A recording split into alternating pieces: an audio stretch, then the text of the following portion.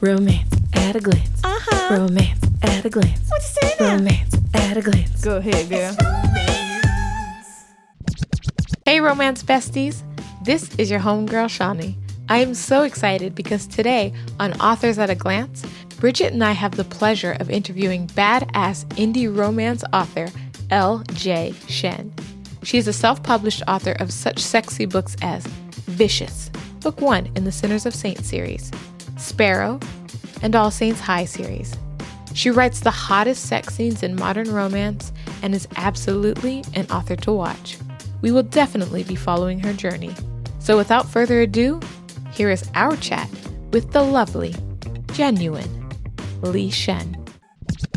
Well, hello, LJ. Thank you so much for being here. I'm Bridget. This is my co-host, Shawnee. Hi. So excited to be here with you. So we wanted to start by giving you some mad props about building such a huge following without having a publisher behind you and sort of a machine.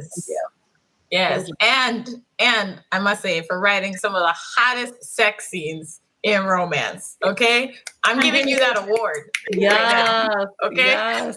I'm doing a little dance here. Thank you so much.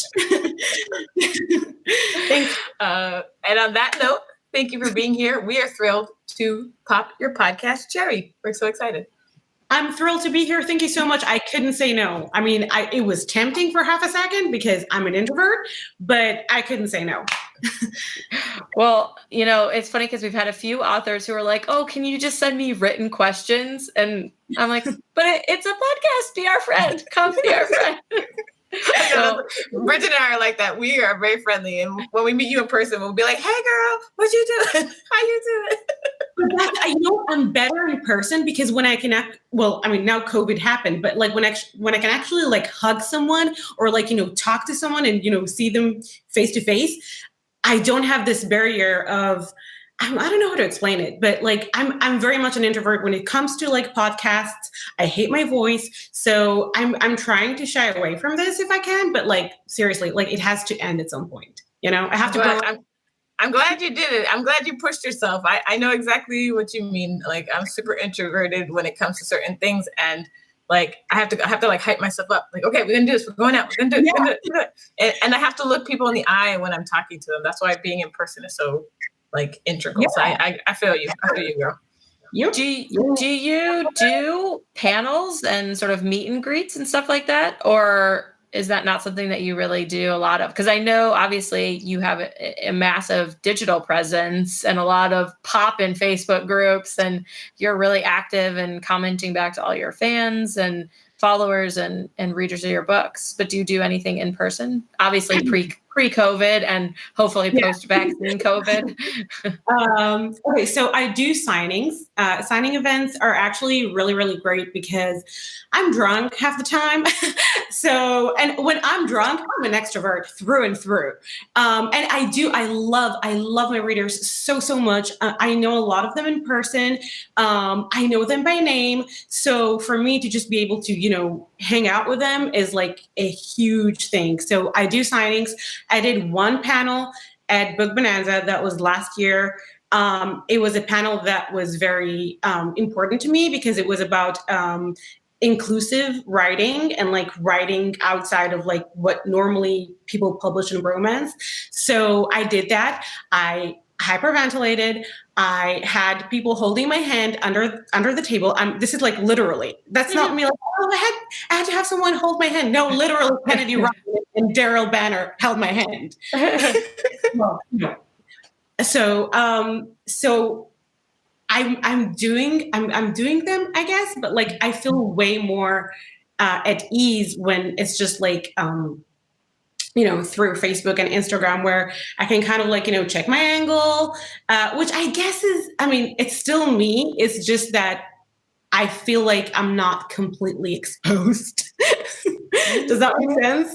Yeah, absolutely. Absolutely. Yep. We put out an enormous amount of content in the world, and it is definitely easier to filter through different things versus when we're like, let's just make this video and post it today, or let's make this new podcast today and release it tomorrow. And Let me tell you, when I met Bridget, like I can take a picture of it anytime. She could be looking a hot mess. She's like, post it. Right.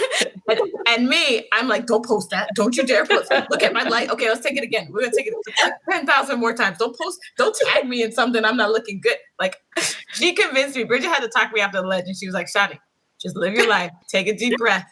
Okay. It's going to be all right. Even if you post a picture kind of ugly, your hair's not done, it's going to be all right. Live your life. This is the thing that I'm trying to do because it's so true, Bridget. And like, I feel like my perfectionism kind of like holds me back because I want everything to be perfect. Life is not perfect. And I need to like move on with it, you know? Yeah. I mean, one thing that I think is an important distinction is like, as long as you are still posting the photo or the thought or obviously writing the book, I think it's fine if you need to take it over a few times.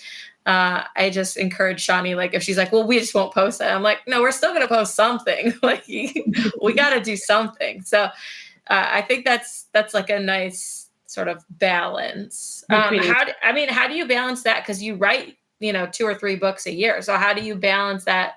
Because obviously there's always more that can be edited. There's always more details that can be put in a book. There's always more that you can do. So how do you get to that point where you're like, okay, this is finished and I'm going to move on to the next story? That's a great question. And so at the beginning, I used to write like 1 or 2 books a year.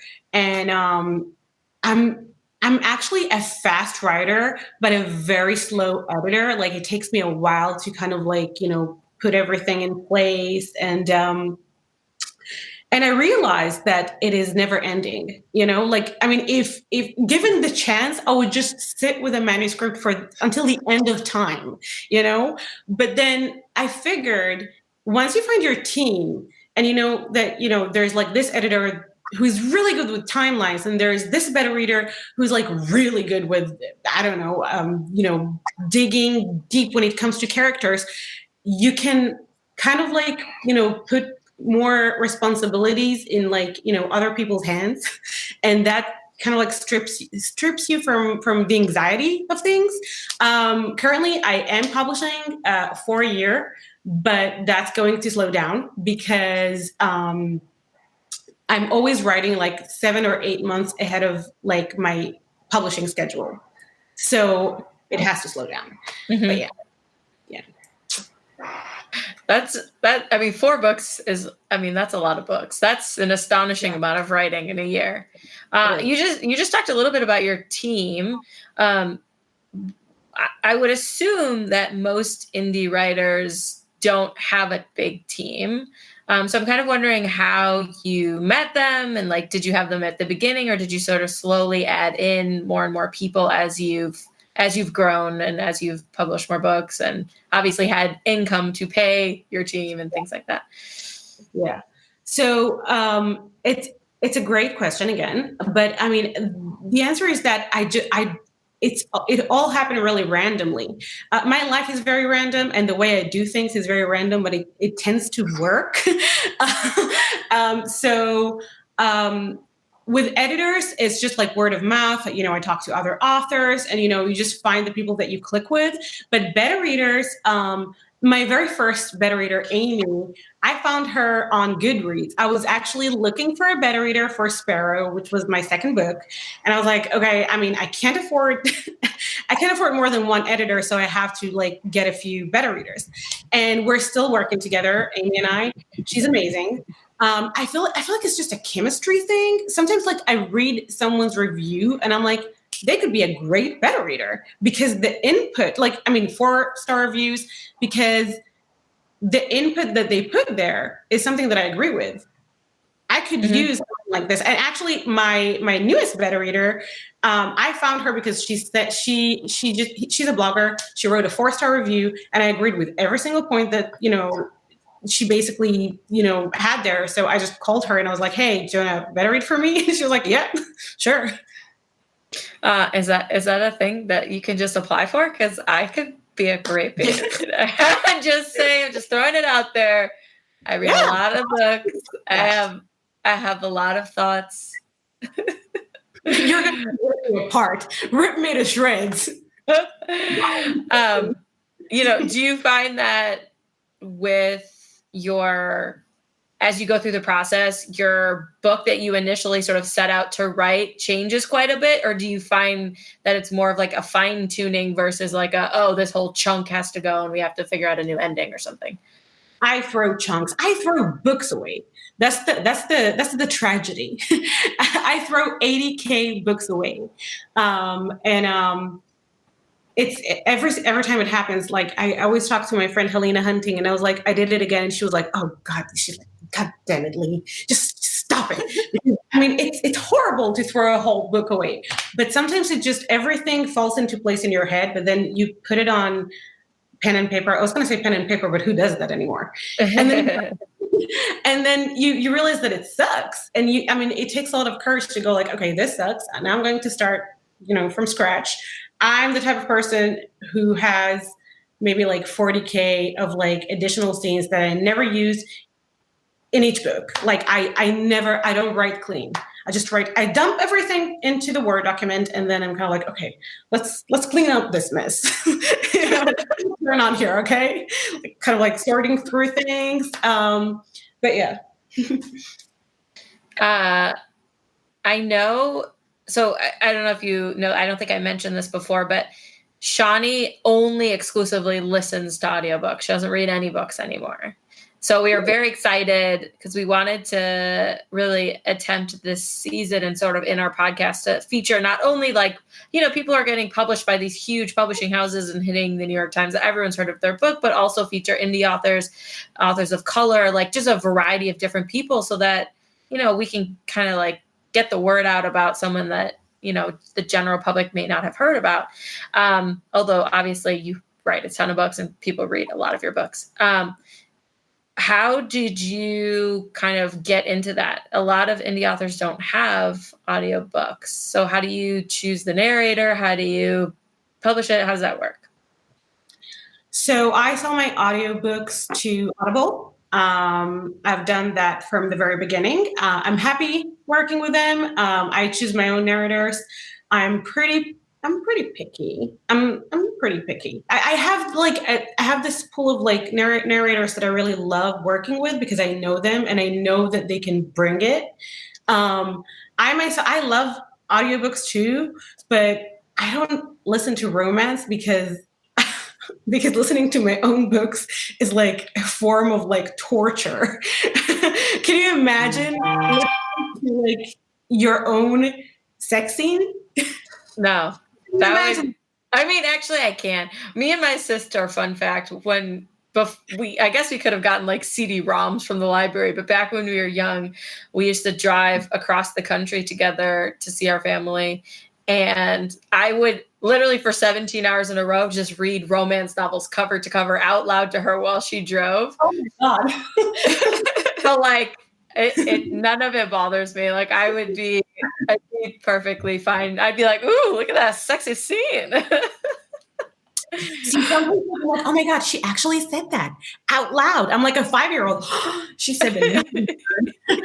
I feel like that's kind of funny because my sister like told us the story of like Harry Potter because we weren't allowed to read it. It was very much against like our religion. So she read it herself and then like remembered it and told us the story like every night, a new piece of the story. And so that was the first time how I read Harry Potter or how I heard Harry Potter. But I cannot imagine for the life of me, like in general, my family is so prudish that we don't even say the word boyfriend.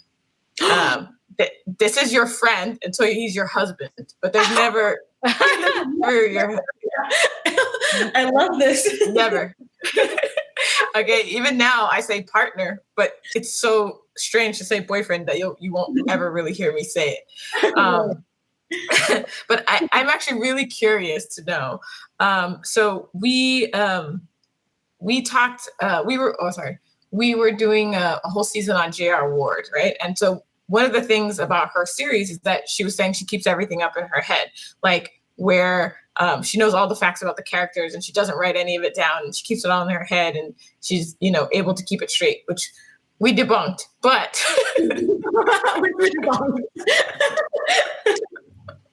but I'm curious to know how when you're writing a series, Do you know all the books ahead of time where they're all going? Are you figuring that shit out as you go? Do you have it mapped out? Does it look like, that lady with all the math in front of her eyes, like meme? Yeah. It's exactly what it is. So the GIF of this guy that is doing all these doing this math and like going like come on brainstorm. That's me. Like I have.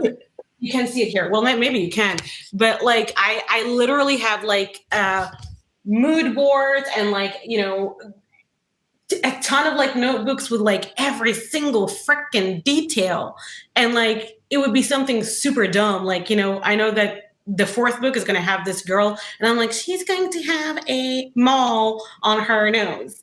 Like this is important to me. It's important stuff. We don't know this character yet, but and the thing is that unlike Jared Ward, unfortunately, I don't remember shit. So I have to go back and read the book like 3 or 4 times and then talk to my beta readers in like a chat group. Like, okay, what's his age? Because timeline is like the bane of my existence. Like I have 500 people reading over before I send something to my editor because I know I'm going to fuck up the timeline. Something's going to happen. Do you have like a little wall where you're like, okay, in August, this is what happened in September? Because that's what I would do. I would have like, I did this, if you saw The Kissing Booth on Netflix, I did an entire it was like an 8,000 word blog post about how the timeline of that movie is so fucked up. And you're the kind of reader that I'm afraid of. Oh my gosh. Yeah. I think you have to remember seasons and like months. It's like it's a ton of things. It's overwhelming to someone who barely knows what day it is. I think that I probably am like a reading worst nightmare as well, because my brain fixates on facts and details of things. And so like if I watch a movie, I can't enjoy it if there are plot holes. If I'm like, that doesn't make sense. Why would they do that? That doesn't make sense. Like that's what my brain fixates on. And then it doesn't matter how good the book is. I only see these holes. It takes me out of the story a lot of times. So I feel like plot holes is where I shine because I can spot them from like 500 miles away. It's just the frickin' timeline. It's just the timeline. So so now like I was just working on my current manuscript and like I have like a ton of notes and all my notes are like August, September, winter time, like just generally what's happening there. Nothing is about the plot because that's something that I have this. How do you usually write? Do you write like at home alone? Do you write at a cafe? Obviously we're all at our houses, but like, do you typically like to sort of be out amongst the people scanning the crowd, or what do you like to do? I'm shuddering. You can't see that, but I'm shuddering. Well, the listeners can see that. So I'll have like severe ADHD, which makes everything I do so much more difficult. So I have my own office in my house. It's actually like, I have like a she shed, so to speak. So like it's outside of my house. Nobody's allowed here. So this is why it's so quiet here. I'm gonna give you a tour. Yes. Oh yes. Oh, nice. That's my she shed. I can't write in public. I cannot. I can't. I don't know how people. My best friend Charlie Rose. She only writes at Starbucks. So, well, now she does.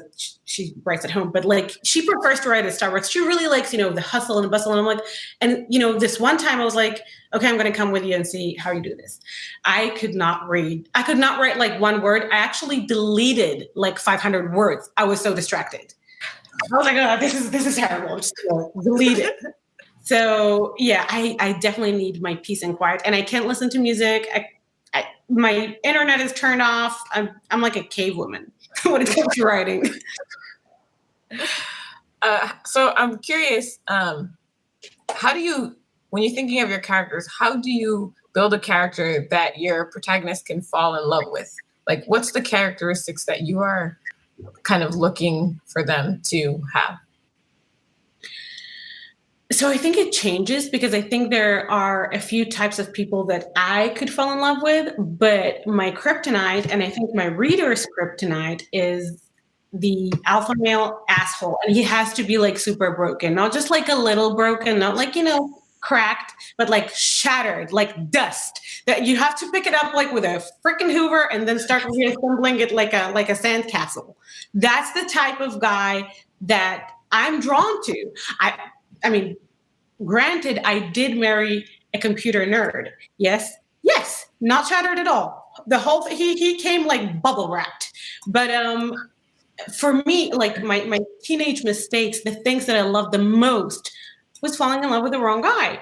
But the wrong guy, at some point they got married too. And now I feel like, they're not wrong for their wives. So that's what I'm writing.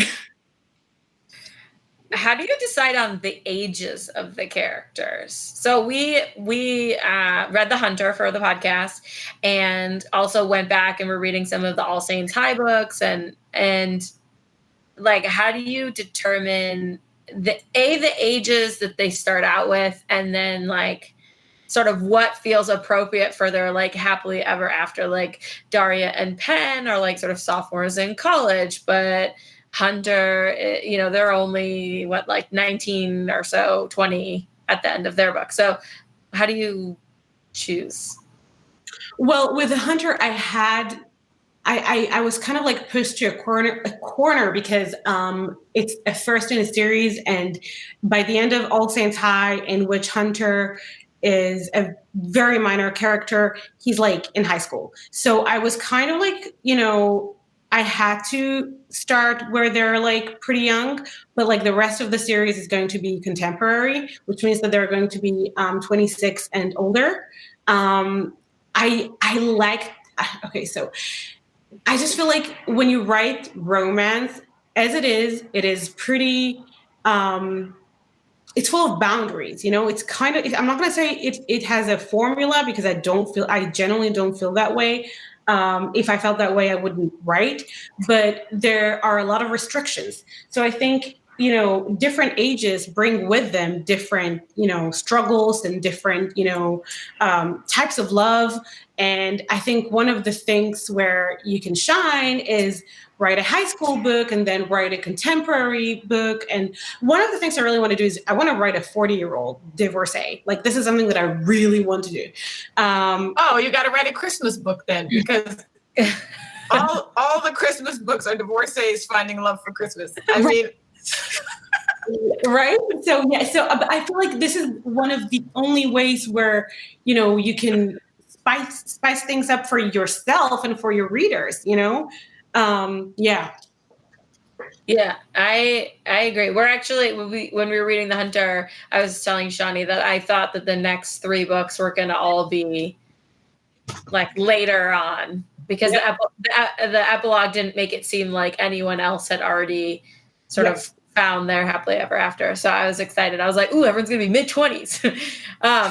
One thing that is fun, though, I think about high school aged, is I feel like you do a really good job of leaning into the angst and also like the overwhelmingness of your first time falling in love with someone, like how all consuming every time they slight you or every time they do something nice to you, like how much your mood shifts with that person's mood. I think that I like really felt deeply while I was reading your books. I was like, oh, I remember that, where you're just like, they don't talk to you in the hallway and your whole day is fucking ruined. I love it. I mean, isn't it the most crushing thing in the world? Isn't like having your heart broken when you were a teenager so much worse than having it broken when you were like in your mid-20s? Mm-hmm. Like when I was in my mid-20s, I'm like, okay, fine, whatever. But like when I was 15, I was like, this is the end. Like, I'm never going to fall in love again. R.I.P. I mean, it was nice meeting you guys.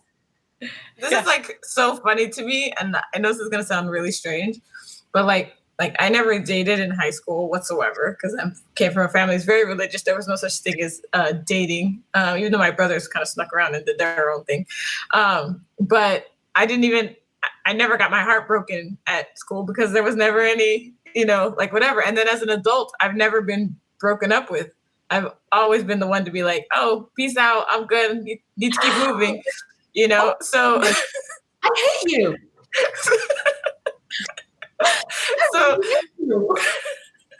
But none of the people you've ever broken up with, like you had to break your own heart. Yes, no, exactly.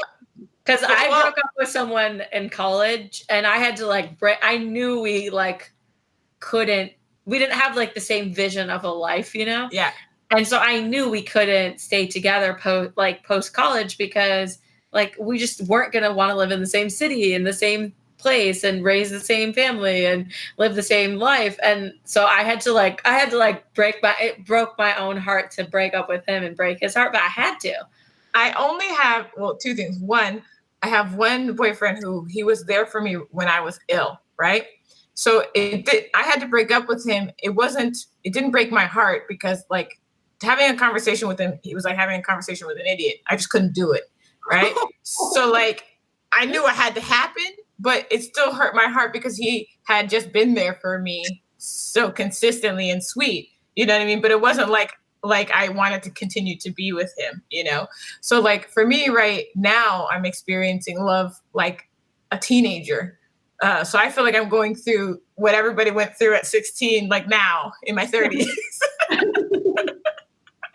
But that's even more awesome, you know, because I wish, because I feel like, you know, the older we are, the more jaded we are, and the more it is difficult to experience this giddiness, and you have this. Now I hate you again. Just from, you know? One thing that we both talked about was how much we loved the book covers. Like, we looked at those pictures and we were like, oh, the swag, the hair, the abs, the black and white. Like, talk to us a little bit about that. Do you source the models? Do you work with an artist? How do you do those?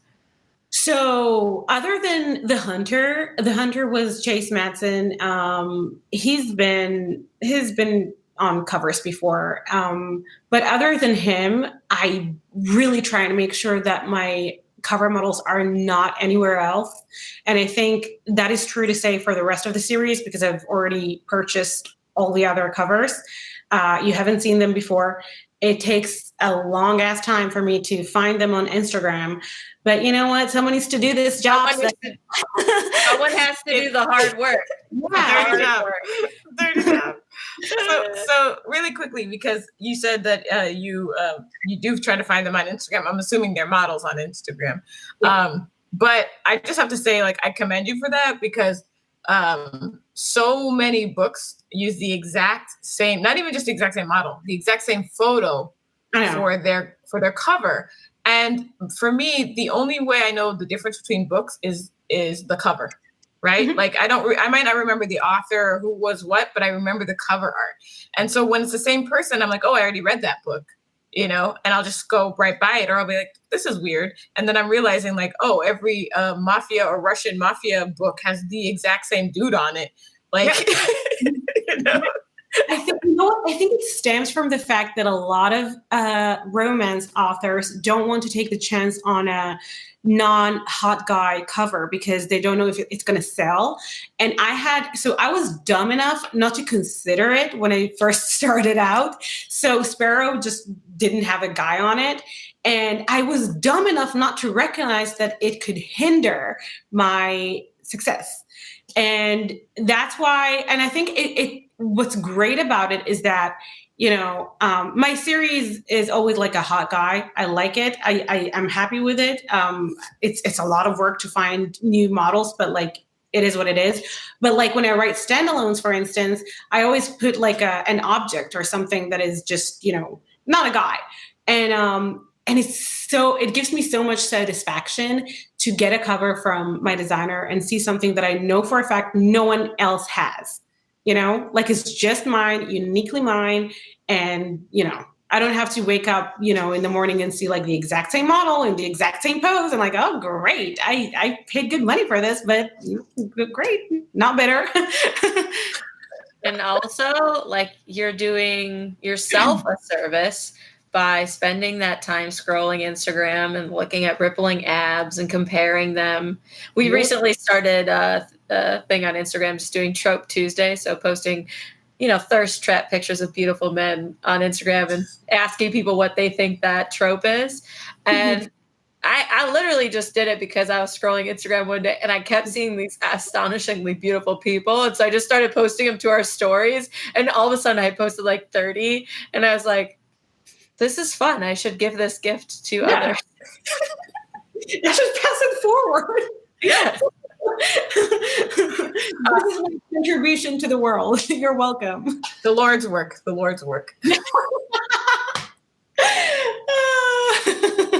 And Angel got its wing every single time you posted a picture of a hot guy. Yep. Are you thinking about or being approached to adapt any of these? Speaking of picking out hot people to be these characters, has anyone said like, hey, I think these would be a great freeform series or CW or movie or something? So I'm not sure how much I can talk about this, but there is one book that is currently we're in talks, but it's very early and I don't want to get into trouble. No, you don't have to tell us which book it is. Yeah. It's so we're checking things out. I'm trying to stay very grounded and very humble because I know that it's very far-fetched. So it's kind of like an audition when you're an actor. You just kind of like, you sign the contract and then you forget about it because you know that probably nothing is going to happen with it. And this is how I roll. Got you. So one of the things, okay, I'm just going to go on a little detour here. Can we just talk sex right now? I'm talk some sex. Okay. Yeah. Well, one, I'm just curious. Yeah. What is your sign first? My sign? Yeah, your zodiac sign. You're a Libra. Okay, I'm just curious. I'm always curious what everybody's sign is. Well, what are you? I'm a Leo. Ooh, what about you, Bridget? I'm an Aquarius. Right. Interesting.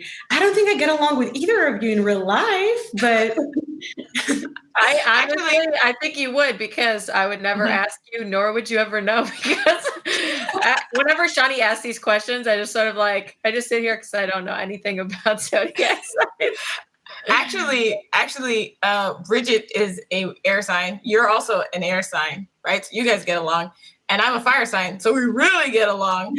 Good. I light fires, and you feed them. That's right. But I'm always just curious what people's signs are. So, okay, anyway, when we read the book, I think my first words were like, "Oh my God, Bridget, this book is so fucking hot." Yeah, she was like smut level at the top. Love it. Reading it. Catnip. Must pick up another book. Thank you. And I think, the funny part is too, I think the book that we read before your book had fade to black sex scenes. So they would get through the foreplay and then nothing. And Bridget and I were like, what's happening? I was like, what happened to that chapter? It gone. We need it. So we were very excited to get to your book.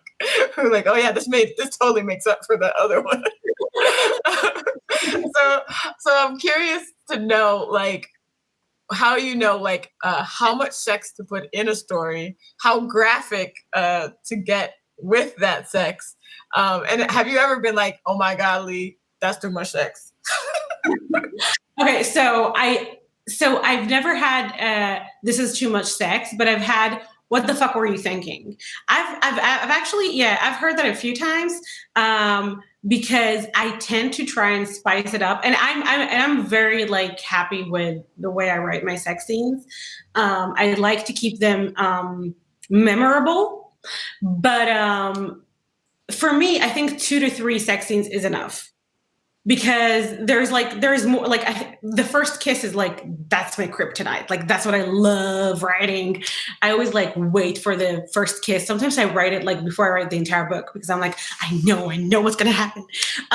But Yeah, I don't do fade to black. I think it's a little, but you know what? I love reading it when it's done properly. So like one of the most satisfying things for me, I don't know if you've ever read Eleanor and Park. It's not smutty, it's YA, but like when you get to the part where the characters kiss and it's like page 350 and you're like, ooh, just kiss, kiss, kiss. I love it. You know, Yeah. so for me, it's just it's more of a personal preference to write explicit sex. But then I talk to the narrators, and you know, when we work on the book, and I'm like, well, I mean, this person knows what that I'm like pretty much a pervert, which is great, which is great. I join you as a pervert. Yes. I think it's totally fine. I have so many favorite YA and romance books that are very fade to black, and I think it's great as long as you know it's coming. I think one thing that we appreciated going back to your covers is like, you know, there's going to be some steaminess because you see the cover, you know what you're getting, and I think delivering the book that you tell people you're going to deliver is so important in that regard. Because if I'm going to have great sex scenes, like I don't want to see, like if I see an illustrated cover, I probably assume it's going to be more rom-com-esque than graphic. And then sometimes you open those books up and you're like, this book is dirty and I was not in the mental space. I'm okay with it, but I didn't know. And we definitely have a debate over like the illustrated covers versus the cover with the hot guy on it. Or like the illustrated covers make us kind of, like, for me, it makes me think more kiddish, more like, oh, happy fun, this and that. So we've been pleasantly surprised once or twice where we're like, whoa, this book was dirty. It was dirty. I've read some books that have illustrated covers and are very dirty. But you'll never hear me complain about that. No. So you said you're obviously the people who read your books, your narrators know, that you have a dirty mind, just like us. Curious to know, when you first started writing romance, like how did your friends and your family and loved ones, like were people open to it? Or I don't know, weirded out? Or like, what was the sort of vibe? Well, everyone was very supportive. I think the funniest thing is that my dad is kind of conservative. I'm not going to say super conservative because that's not going to be fair to him. He's a very open-minded person, but like he's a dad. You know what I mean? Like he's a dad. Yeah. He was, at first he was so proud because, I was hitting lists and stuff like that. And like he bought all the paperbacks. And I went to his house and I see Blood to Dust on his shelf. And that's like my first anal scene in a book. In a book. I was like, Dad, you have like Blood to Dust? And he was like, yes, I read parts of it to my friends. And I was like, you did? You know that I wasn't the one who wrote the book, right? It was my husband. He made me do it. It was and like for like 6 months, I think every single time I looked at my father's face, the only thing I could think about was he read that anal scene. Oh my God. I viscerally, I don't like, my whole goosebumps, everything in my body just like stood up, just imagining my dad, like even my dad listening to our podcast. Like my mom keeps saying like, oh, I should tune into your podcast. I'm like, no, Mom, it's okay. Like, don't, you just support me by just saying, good job, but I don't need you to listen to it. But isn't it right? Like, you want your parents' support, but at the end of the day, just let me do my thing and don't ask anything. Until this day, my dad, I think he knows that I feel awkward about it. So like, he doesn't tell me that he's doing this, but like, he would like, my mom would text me, Dad says that you're number one on Amazon. Congratulations. And I'm like, seriously? I mean, the guy is like naked on the cover. He knows that I'm not talking about puppies, Stop. Why do you have to be such a stalker, Dad? Why do you have to be so proud of me and love me so much? God. on a like random parent note, yesterday my sister called me because she had this like some big talk with my dad, and he told her, I'm a free thinker. I accept Shawnee's lifestyle, right? Because I'm polyamorous. I have 2 partners. He's like, I accept it. I accept it. What more do you want from me? My sister called. She called me right away. Oh man, that's awesome. I love it. But they're trying, and you know what? That's what's important. That is what's important. They're trying. I'm actually really surprised. I'm that kid in the family who's broken every door, like my parents have been very strict about, and so I told them, everybody in my poly group was like, don't tell your parents. They don't never need to know. And I was like, I feel like a kid if I'm like trying to hide from my parents, So I told them, they handled it as best they could possibly handle it, but it's weird because they've grown. I'm expecting them to be super judgmental about everything, but they have changed like we all do, So they're just like, if you're happy, we're happy. My mom was like, I don't understand it, and I don't necessarily condone it, but I also, that doesn't matter to me. Like, it doesn't, like, I'm not going to do anything about that, So I love you. That's really good. I mean, it just goes to show that, you think you know someone and then they pleasantly surprise you. And that's really touching. I love it. Yeah. It's really cool. So I'm curious why you decided, or let me rephrase. Presumably because of your success in hitting the #1 on the Amazon store, you've been approached by editors at publishing houses to publish series with them. Mm-hmm. And I'm curious for sort of other aspiring authors or other indie authors, why are you choosing to stay independent? And like, kind of what are in your mind the benefits and drawbacks? Okay, so that's a great question. I am releasing a book with Malt Lake Publishing next March. It's called The Devil Wears Black. It's a complete standalone. It's a contemporary romance. I'm very proud of it. It's done. It's finished. I love it. So I'm not like totally against it. I will say that when you are born an independent writer, there are a lot of things that you're going to find not very uncomfortable, but kind of uncomfortable in like trade pub. And one of those things, in my opinion, is you need to give them basically a synopsis that's like a breakdown of everything you're going to write in the book. And that's one thing that, I'm not a pantser per se, but like I know where I'm going, and I can like, midway, through the book, I can take like a different direction. I don't think that this is something that, traditional publishers love particularly. I like choosing my editors. I like that the process is mine. I like choosing my covers.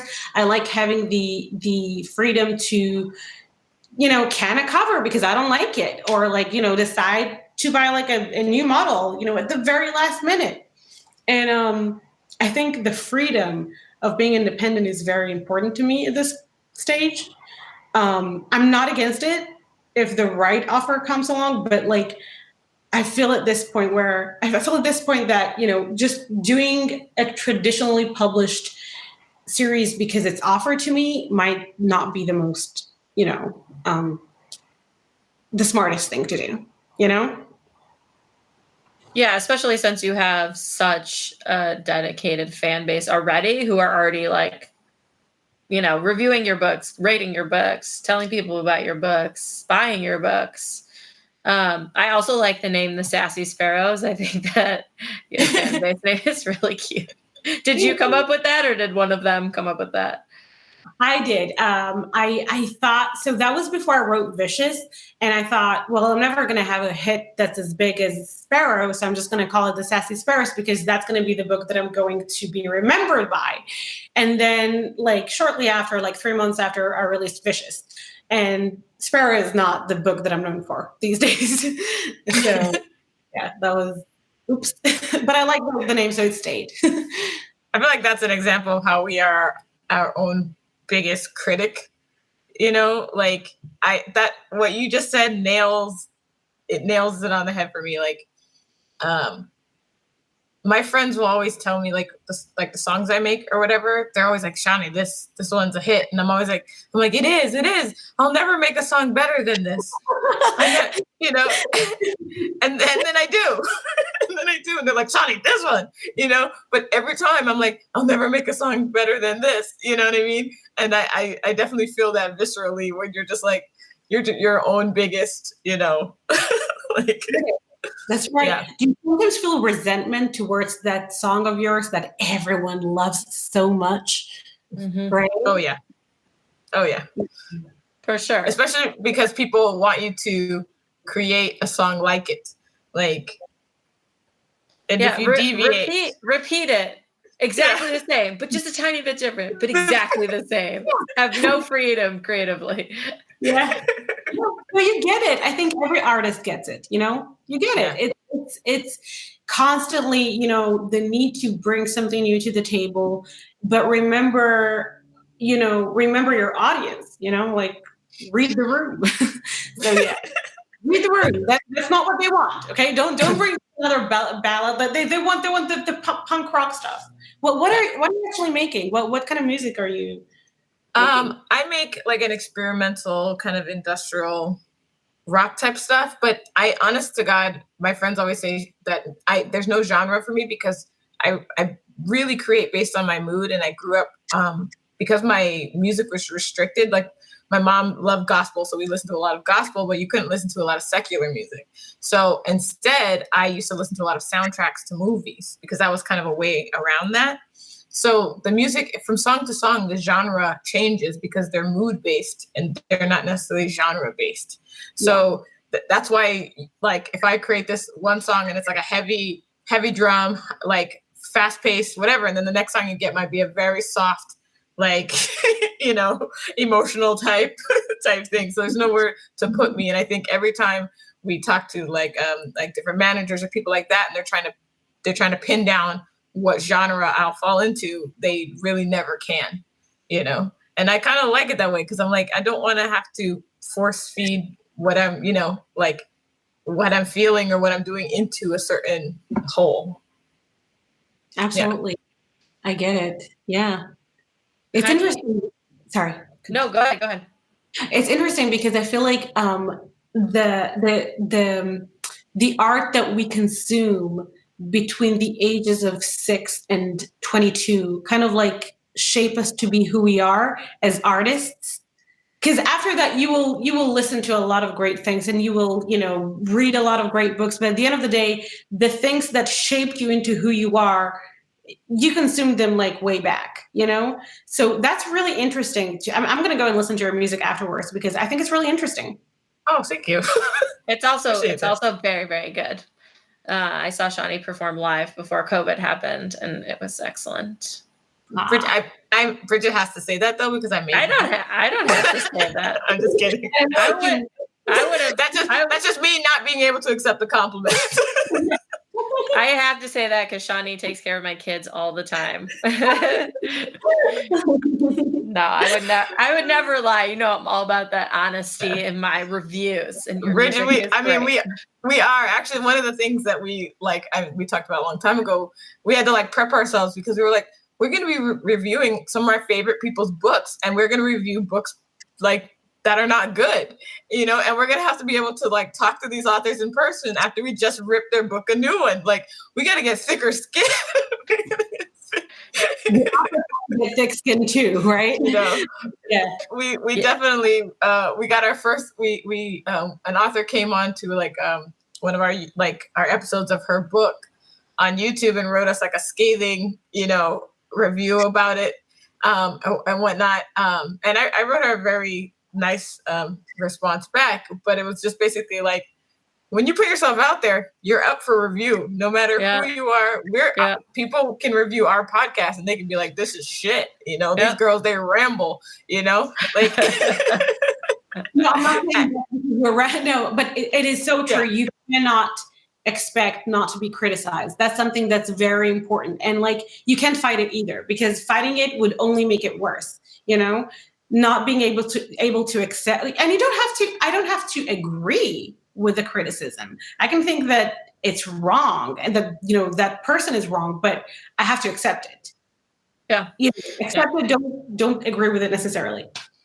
I mean, you have, I would say, an astonishing number of reviews on Amazon and Goodreads. How do you cultivate a space where your readers are encouraged to review? Because I read a ton of books, and we only started reviewing in the last 8 months. I mean, I've probably read, I don't know, 200 books a year, or maybe 150 books a year for the last 25 years. I don't know how long. And I've only reviewed 30 of them. So how do you encourage people to break out of that? Like people like me who would read all 10 of your books, but not write any ratings. Like, how do you get those people to engage? I don't think you really can. That's the thing. I mean, I can, you know, post in my group, hey guys, if you've read, you know, blah, blah, blah, and you've enjoyed it, then, you know, please leave an honest review. But other than that, you can't really do much more. And I think, you know, at the end of the day, it doesn't matter if you have 1,000 reviews or 2,000 reviews. It doesn't matter. That's the bottom line. Like I've read some of my favorite books have like 80 reviews. I don't think it matters. So I'm very grateful for every review. And like, if you're listening to this right now, guys, please review my books. But I think there's a fine line between being encouraging and pushing. And I'm trying to really respect the boundaries of my readers. So at the end of every book, I would be like, hey guys, so if you're gonna leave like a teeny tiny review, I would be so forever grateful. But I can't really do much more than that. Yeah, that's fair. Yeah. Okay, so when you are writing your characters and you think about, because right now there's a lot to do with diversity, inclusion, characters of all different cultures and that sort of thing. And I know there's can be like a fine, tricky line of, you know, writing a book that is telling a story, you know, or not telling a story, you know. So when you think about that, about your characters, maybe ethnicity or culture, how do you decide and how do you prepare for writing characters that are very different than you or your experiences? Okay, so I almost always write characters that are, you know, not me. I'm an immigrant. I'm Israeli. I was born and raised in Israel, hence the accent. I'm Jewish, so that makes me already like not the kind of person that I'm writing usually.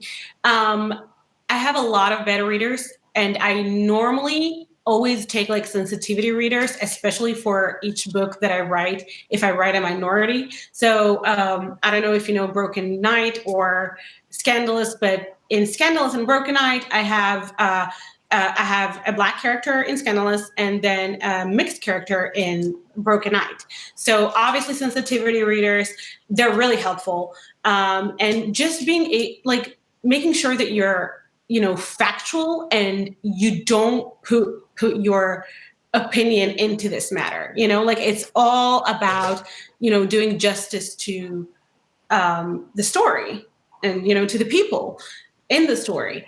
I don't like to shy away from writing about, you know, certain ethnicities, because I feel like it's very empowering, because already the romance world is so white. This is why I love YA so much. Because, you know, YA typically these days is just very diverse, and you can find yourself and your neighbors in these stories. So I think I think a lot of people are paralyzed by it. I have a lot of friends, author friends, who say, I want to write about this and this and that, but I really don't want to get criticized if I get it wrong. And I really feel like, you know, just take a few more beta readers, a few more sensitivity readers, you know, do your research for a month instead of like 2 months, but, you know, take a chance. I feel like it's really rewarding. Yeah. I mean, I agree with that, which is like, just do a little bit more research. And it's fun. When you do research, you get a ton of ideas, because you're like opening yourself to like a whole culture that normally you're not, kind of like, not that you're not aware of, but you're not inside this thing. So that's another, layer that is really good for your writing, I feel like. Yeah. Yeah. You just basically said the equivalent of like, do your research and ask your Black friends, which is what I tell people all the time, or ask them, whoever that is, ask them. Yeah, but there are things that I talked about it with Kennedy Ryan when I wrote Scandalous, and I sent it to a beta reader who's Black, and she's like, "Oh, I hate Trent," and I was like, "Why? What did I do?" And she's like, "He only dates white girls," and I was like, "It did not even occur to me." So I went and switched it around because I'm not aware. And I need to be educated. And I'm glad I'm being educated because, as I was being educated, now I know something that I didn't know, So it's great. That's a good beta reader. She saved you. That was a good one. Yeah. So it's a part of the process. Yeah. Do you think in the current, speaking of like situational differences, do you think COVID and kind of the strange times we find ourselves in right now will enter into a future book, like some sort of scenario where everyone is trapped at home? How to fall in love when you are waving through a window. Going on Netflix all day and gaining some pounds. Yeah. Not for me, because I'm going to say something horrible, but my life hasn't really changed all that much. I'm still stuck in the same office doing the same things that I normally do. Obviously, I watch the news and my heart is broken, but I do feel like we're going to see more dystopian books, maybe. But dystopian is not my jam. So, I feel like a lot of authors struggled with writing during COVID, and the first month, like during March, I was very unproductive because there was it really felt like the apocalypse, didn't it? So doomsday. We had the same thing where we were like, okay, well, let's just, our motto is just keep showing up. Just show up. That's all you got to do. Just show up, put your shoes on, just show up. You don't have to do anything once you show up. You just have to show up. Sure. And so that was kind of our March. Like, okay, we're just going to keep plodding along and showing up, not in any crazy way. We're just going to do our small things. But yeah, March, it definitely felt like the world, like a billion people might die in the next week and the world might go up in flames for sure. Yeah. Yeah, so I was really unproductive, but I also feel like reading is an escape, and I wouldn't want to write about something like this because I feel like it's so it's there, like it's very a lot of people are sensitive to it right now. A lot of people lost their loved ones and are struggling financially, and it's just it's a yucky situation, but not like in an angsty way, Yeah. I feel that same way. I always say like, when I read a book, I don't need it to have all the problems of the world in it. I know everybody's trying to address every social issue, but I don't need it in my book. I'm reading this book to get away from this reality. Yes. That's where I am right now. Maybe it's going to change, but I mean, for now, the worst thing I could think of is reading a book about a pandemic. Like that would really be awful for me. But it's going to happen because like every time, like I feel like the romance world, what it feels like? It feels like fashion, right? So in fashion, you have like they put on a big fashion show, they do avant-garde things, and then that fashion trickles down till it gets to TJ Maxx, and you got the TJ Maxx version of that fashion. Romance to me is the same way. Like a book will go mega, like 50 Shades of Grey or like Twilight or something like that. And then in the next following months, you get this trickle down effect of really terrible books that are like weird recreations of the original. you know? So you know that there's going to be a bunch of pandemic books in about like 4 to 5 months. Yeah. It is true. I do feel like maybe this specific, I think it's not a sexy situation, you know? No. COVID is not a sexy situation. No, it's not.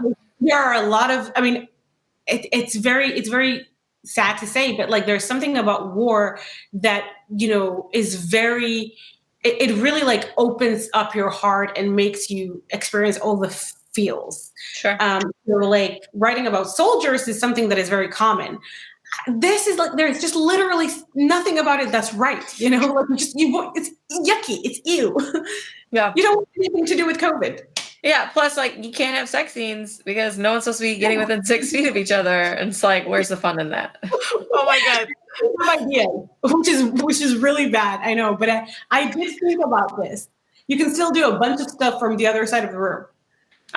You know what I thought? I'm going to just tell you guys because it feels like the right time. My thought was the porn should just be someone who has like those plastic sheetings, but only like their butt is sticking through it and their head's on the other side.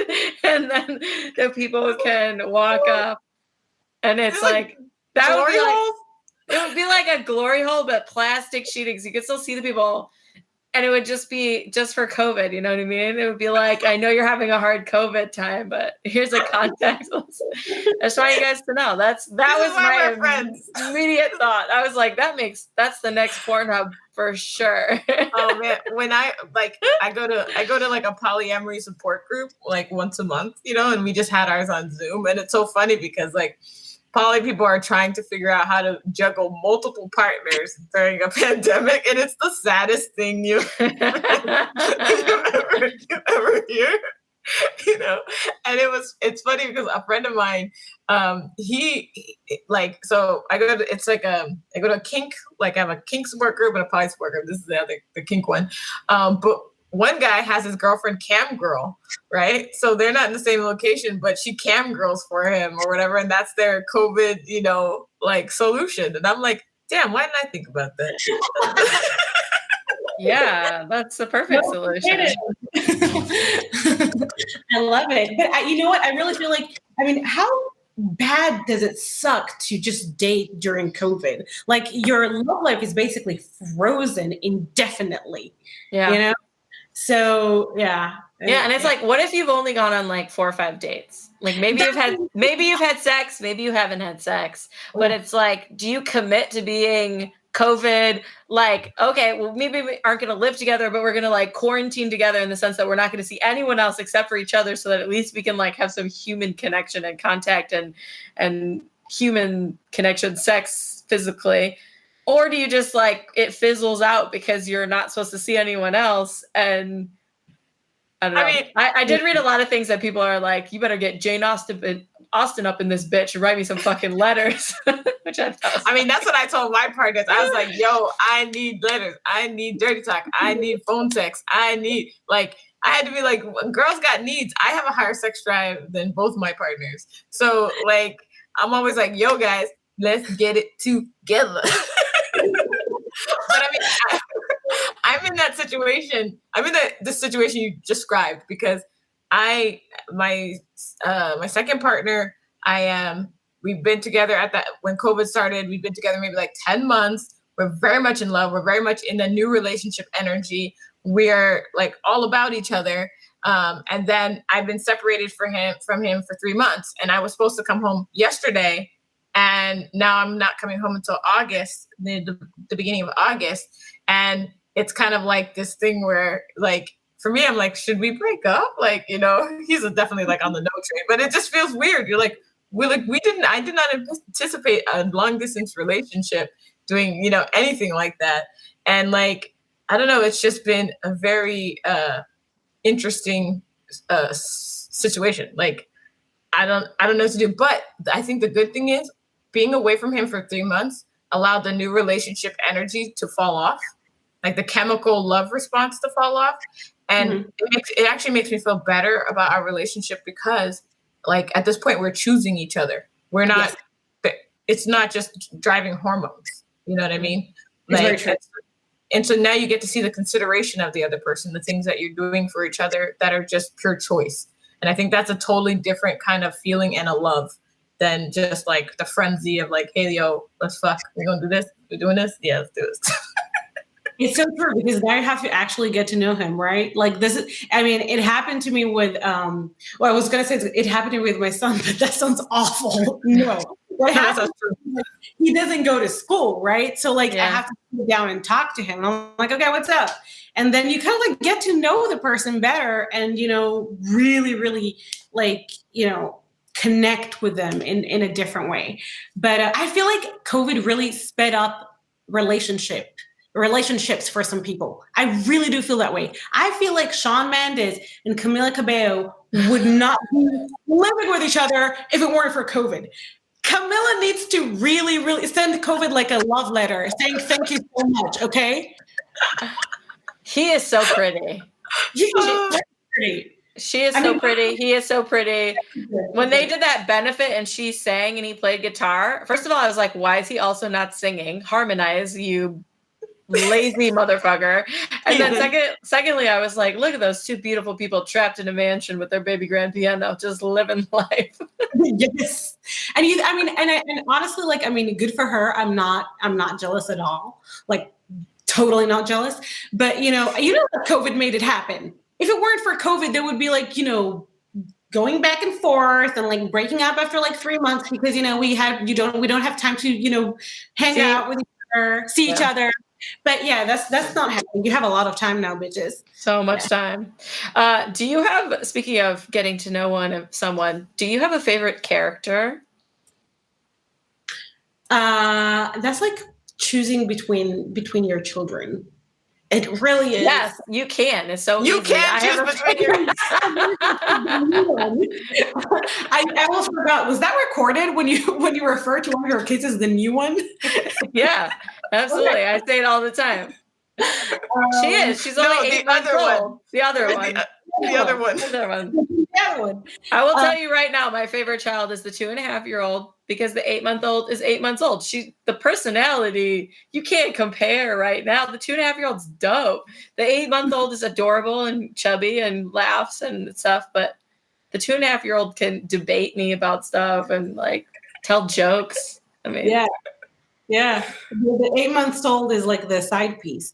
Exactly. I mean, I can tell you that there are characters that in retrospect I don't connect with as well as like obviously characters like Vicious and Dean and Wolf from The Kiss Thief, but I love so many of them for like so many different reasons. I know that I'm giving you such a freaking politically correct answer, but it's true. I really can't.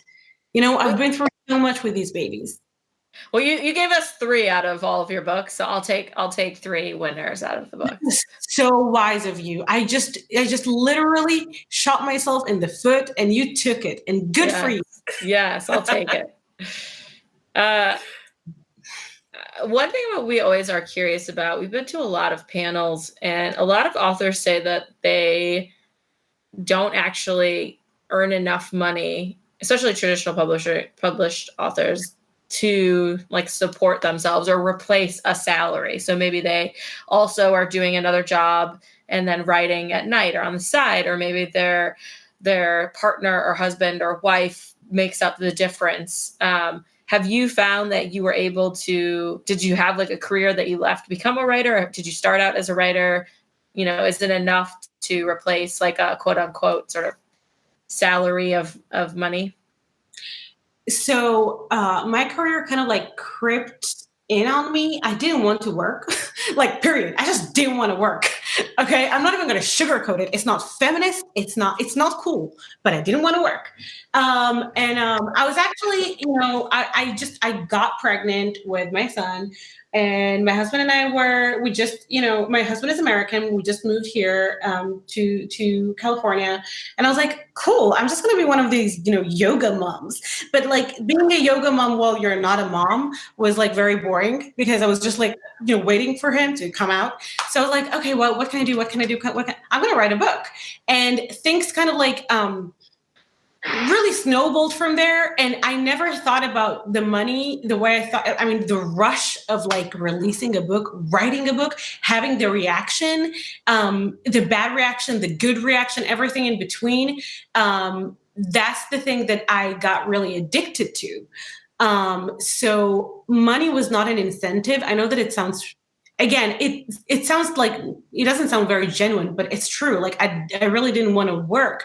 But then once I started working and I realized that I could support myself doing this, I was like, okay, I mean, I'm all in.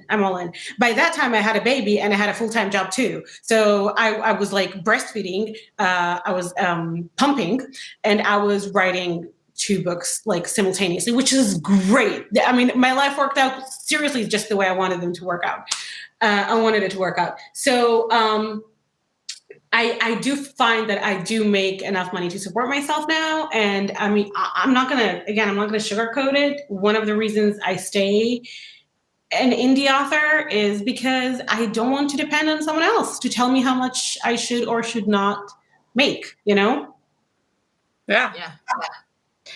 You're talking to 2 people whose deep desires to be kept women. So we are on your fucking team. And ironically, like both of us could be if we didn't also have creativity and ambitions in that realm, because both of us could be kept women. And we just like, for some reason, keep doing things like, let's start a podcast. Let's do another thing. Let's make these t-shirts. We can't stop. So we totally get you. Which is amazing, and you didn't know that, right? Like, but it's compulsive, you know. Like you really have to do that, and I think it's great, and it shines because it's genuine, you know. I mean, I honestly, I'm so bummed that I can't like go to my yoga, my baby and me class well, now he's 4, so there is no way I'm going to get into a baby and me class. But like, this was not the life I imagined. I don't have Jennifer Aniston's arms. I don't have Michelle Obama's arms. I don't, but you know, I write books and I'm happy. That's awesome. That's very awesome. Bridget and I are always like, why didn't we do this sooner? We love doing this podcast. Yeah. No pants. Look, Ma. You know, like the funny thing is that my mom is all about this podcast now.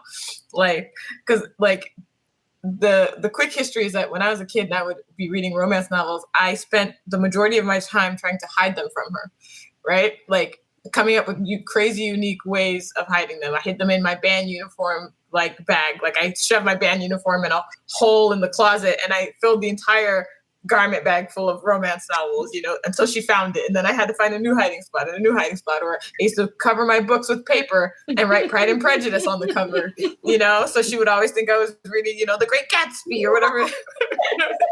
and now she's like, she's like, are you recording your podcast? Go in that room, make that money. Go with your smutty. She's like, buy me a house on your smut. Like I will. I was like, you got it. But I actually have a random question, which is, what is your particular reason for using the author name with your initials in the front? I thought it was cool. All the cool kids were doing it. I keep saying that. I cannot sugarcoat it. I saw E.L. James and like, what was it? T.M. Frazier. And I was like, okay, so this is what we're doing? I don't even have a middle name. Just in. I don't have a middle name. From Julia, which is my grandmother. Who I love very much. She passed away a decade ago. I don't think she would have approved of how I used her name, but that's just the way it is, you know? I was like, I need a middle name. My parents were too lazy to give me one. So oh my gosh. Oh God, you just killed me. My parents gave me 6 middle names. So you can also take one of those. Now we need to hear it. I'll tell you off the podcast. I don't want everybody to know. We're gonna steal your social security number because how names exist, right? It's ridiculous. But my mom is a performer, so she was like, "Well, if I give you a lot of names, then later on in life you can choose which combination of names you want." that was her rationale. That's savage. That's amazing. It's like, okay, I'm giving you a pool of names. Whatever works. Okay. Whatever worked. And I mean, she wasn't wrong, because all of my brothers all have super normal names, you know, like the standard, like Daniel Christopher type names. The girls all have like definitely different names she got out of an Arabic book. And then all of our middle names it's super long, you know, like Maria Contessa, like they're all like, I'm like, why the girls? Why only the girls, Mom? But we have every girl at some point in our life has used one of the like aliases or different combos of our names. So she wasn't wrong. Yeah, but isn't it like so overwhelming for a first grader that wants to like write their name for the first time? Like, this is a lot of names. It's a lot of letters. Oh yeah, it's a lesson in memorization. You know, when you're teaching your kid like what their name is, and you're just like, oh, your name is Kira Lily, right? You know, Kira Lily, perfect. You know, Kira Lily. But me, I'm like, it was like I remember it was like a month process to know all my names. And then I found out I had one extra one that she forgot about when I got my official birth certificate. So like, I don't even think I'm like trying to think of when I had my kid, if they even had that many spaces on the form to have that many names. They debated at the DMV for an hour what to put on my license. Okay. And they just decided to put my first name, an S, and then because I'm Hispanic, I have two last names. And they're like, Shani, S, and then my two last names. And they were like, that's it. That's what it's going to be. We need to save trees, okay? And they had to not only get the manager of the DMV, they had to go get the supervisor person or whatever to make this decision. It was fun. It was fun. And then you were like, you know, in your heart, in your mind, you're like, thank you, Mom. That's great. Thank you so much for this. Super. Right? Well, Leah, this has been such a pleasure. Thank you so much for letting us pop your cherry on this podcast. Before we go, let the people know how they can find you and connect with you and buy your books. Okay, so thanks for having me, and thanks for being gentle about popping my cherry. You can find me on my website, www.author L.J Shen, Shen like Ben, but with SNH.com. I'm on Facebook, author L.J Shen, and on Amazon. All right. Well, you heard it here, folks. Go and check out her books. You can check out our podcast episode where we reviewed The Hunter. If you follow us on Patreon, you can also catch a few special episodes where I review a bunch of her other books, because as you guys know, when we do these author interviews, then I just immediately swim down the rabbit hole and read all the books. So check out patreon.com/romance at a glance for that. And until then, may your books be your lover. And your hand, your best friend. Yes. Thanks for listening. Subscribe to our channel to get new episodes, clips, and more. And click here to watch our previous reviews and author interviews.